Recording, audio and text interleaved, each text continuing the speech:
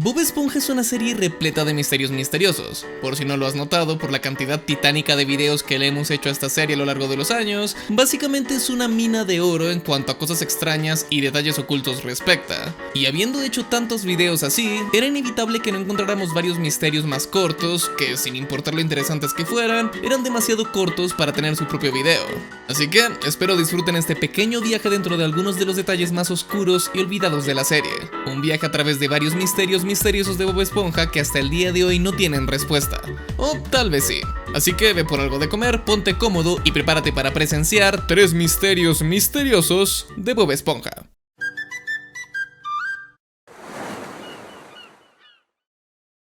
Número 1. Don Cangrejo es el responsable directo del declive mental de Bob Esponja. Pero antes...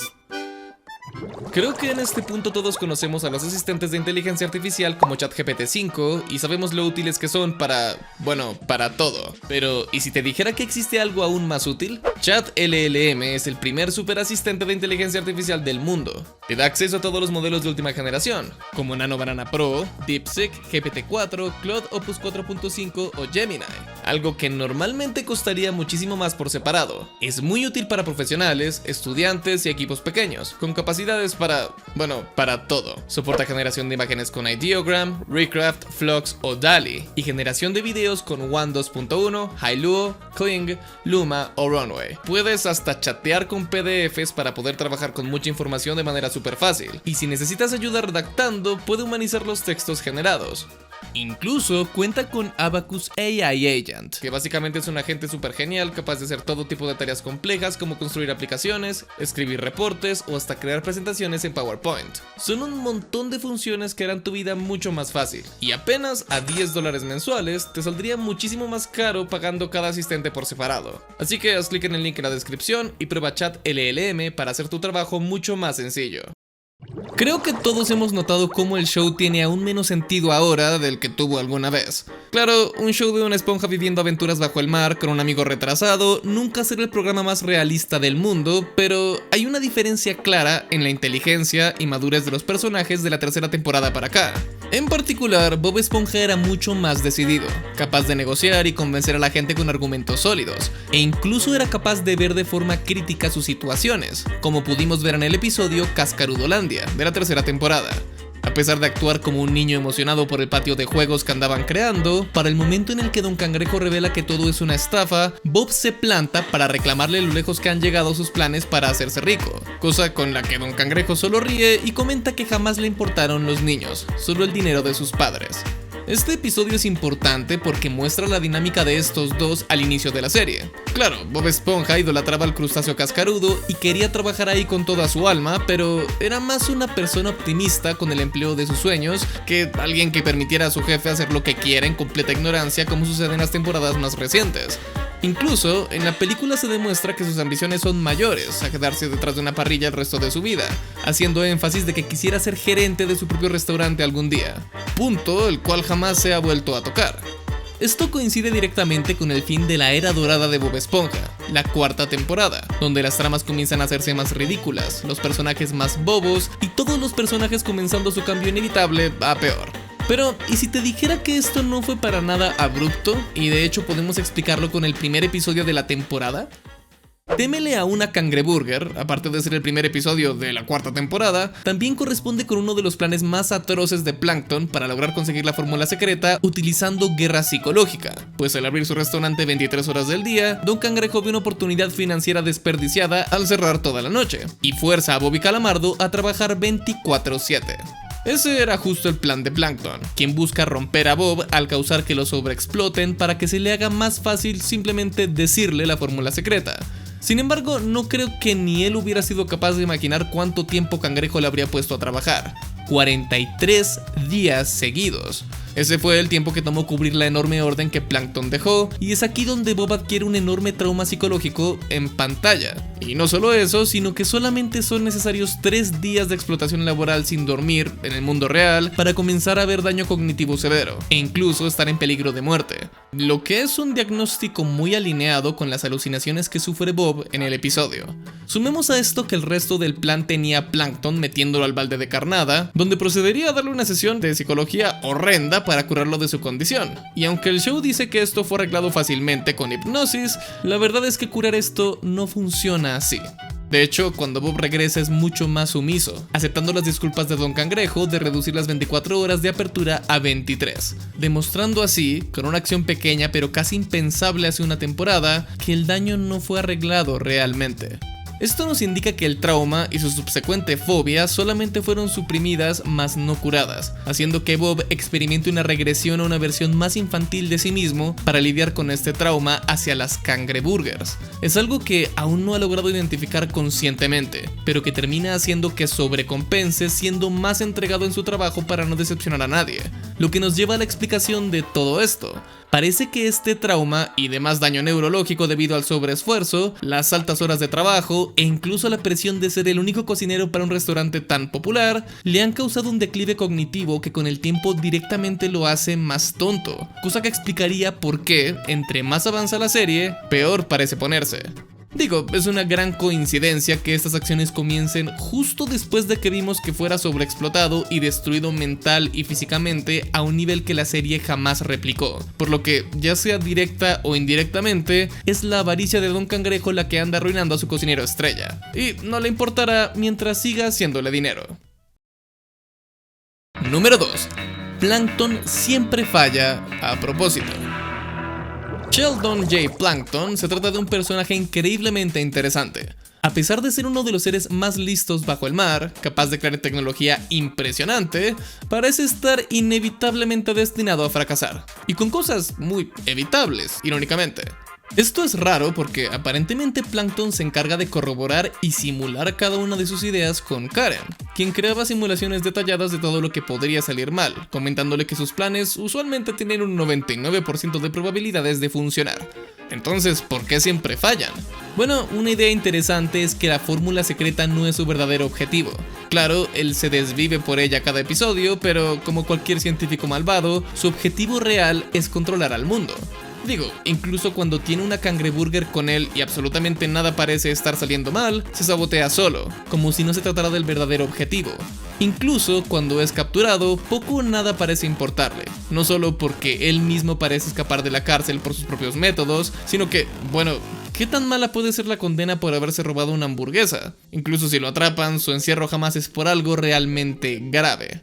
Puede ser que la fórmula realmente se trata de la excusa para algo más diabólico, probar sus invenciones antes de ver cuál se trata de la mejor opción para su plan maestro. Y qué mejor que utilizarlas en contra de su viejo amigo de la infancia que durante tanto tiempo ha envidiado. Solamente es necesario ver que la mayor parte de sus planes incluyen algún tipo de engaño, desde utilizar a Arenita como un traje de piel para revisar si podría hacerse pasar como otra persona, a usar una réplica robótica de Don Cangrejo, que podría ser un prototipo de la idea anterior, a usar un gas que convierte a todos en bebés. Como si todo esto sea un workshop de guerra psicológica para entender cómo dominar o manipular a una persona por medio de sus miedos. Y bueno, ¿por qué esto último debería ser importante? Pues si decidimos tomar la película como el punto final de la serie, algo que literalmente fue antes de que Nickelodeon continuara con Bob Esponja más allá de los planes de su creador, entonces se presentaría una idea que cambia por completo cómo vemos a Plankton, pues el plan Z en realidad consistiría en el punto final de todos sus planes a lo largo de la serie, utilizando sus habilidades de robo y engaño para tomar la corona, aprovechando su conocimiento de Don Cangrejo para dejarlo como el culpable y usando finalmente la fórmula de la cangreburger como señuelo para atraer a la gente, mientras con el conocimiento de manipulación psicológica junto con la replicación y trasplante de cerebros vivos dentro de cuerpos robóticos que lleva probando durante años, ahora puede tener lo que siempre quiso, su propio ejército de esclavos. De esta forma, Plankton pasa de ser un enorme idiota a una mente maestra, que aprovechó cada pequeño escenario para refinar un plan diabólico que casi funciona por completo, eliminando sistemáticamente todas las variables que podrían haberlo detenido, solamente perdiendo porque, bueno, creo que nadie esperaría que el poder de la música y un solo de guitarra mamalón fueran suficientes como para detener años de cuidadosa planeación. Así que la próxima vez que prendas la tele y veas un plan demasiado ridículo como para funcionar, solo recuerda que Plankton ya lo sabe, pero está neutralizando absolutamente todas las variables posibles para que el plan Z sea completamente infalible. Número 3. El asesino de fondo de bikini. Los incidentales son uno de los aspectos más importantes e ignorados del programa. Todos los peces que vemos al fondo han sido creados con mucho cariño, contando con historias, nombres y personalidades únicas que poco a poco van revelando la extraña vida de los habitantes de Fondo de Bikini, junto con sus fetiches, crímenes y todo tipo de rarezas que al show no parece interesarle querer explicar directamente. Y pocos tienen un secreto tan oscuro como el sexto incidental, o Tom, como es normalmente conocido. Mayormente lo conocerás porque es ese pez que tuvo un brote psicótico por chocolate, y es un personaje bastante volátil. En el episodio del Día de los Inocentes, por ejemplo, él reacciona de forma desmedida a Bob Esponja haciéndole una broma inocente, amenazándolo con violencia física, y solo se relaja después de explicarle qué fue lo que hizo. Lo curioso es que Tom directamente lo acusa de haberle hecho algo a su bebida, con una clara paranoia de que Bob Esponja pueda ser un peligroso criminal. En otra de sus apariciones, miente diciendo que alguien envenenó su reserva de agua, quemó sus cultivos y trajo una plaga a sus hogares, cosa que, cuando se menciona que es mentira, se justifica diciendo ¿acaso esperaremos a que lo haga? Visto así, Tom encaja perfectamente en el perfil de un hombre paranoico, que cree que alguien o algo quiere hacerle algo malo, ya sea el universo mismo o una persona en particular, con su respuesta para estas corazonadas siendo casi siempre la violencia. Incluso viendo bajo esta nueva luz su aparición en el episodio de Chocolate, cuando los alcanza es complicado no verlo como un discurso mucho más oscuro. Ahora que han sido demostradas las tendencias violentas de este pez en particular, hay dos detalles que el show nos da que nos demuestra que no deberíamos confiar en él para nada. A lo largo del show hemos visto que es incapaz de mantener un trabajo fijo, tomando diferentes profesiones como chef, algún tipo de puesto de oficina, e incluso está en la prisión en algún momento, por lo que parece que al menos tuvo que haber cometido un tipo de crimen. Estas inconsistencias se ven también en sus relaciones, ya que cuenta con 3 esposas, diferentes hijos e incluso tuvo algunas citas desconocidas que jamás se explican. Pero el detalle más importante que nos demuestra que este se trata de un hombre fugitivo es que, a pesar de ser uno de esos pocos personajes con un nombre fijo, en la temporada 4 hace una de sus cortas apariciones con un nuevo corte de pelo y un nuevo nombre, ahora llamándose John. Incluso en un episodio aparece de un color completamente diferente, lo que parece ser otro intento suyo de camuflar su identidad, porque cuando lo vimos en la prisión, él ya se veía algo distinto, cosa que no sería rara en Fondo de Bikini, sabiendo que existe una clínica entera destinada a ayudar a peces a cambiar su identidad por completo. Y es que Tom no parece estar corto de dinero. Al final, lo que le pagó a los chicos por esos chocolates fue suficiente para reservar un restaurante lujoso por su cuenta, por lo que creo que cualquier tipo de alteración física no está fuera de lo posible.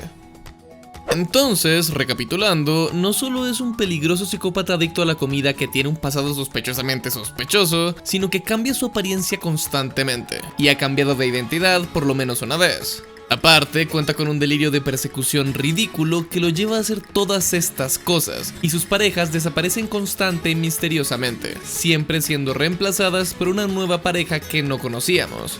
Es este último punto el que hace que todo sea más oscuro e interesante, porque tal vez su delirio de persecución no sea una simple paranoia irracional. Tal vez sí comenzó así, sospechando irracionalmente que alguna pareja le estaba haciendo daño de una u otra manera, y sabiendo que su respuesta preferida es la violencia desmedida, no terminó bien.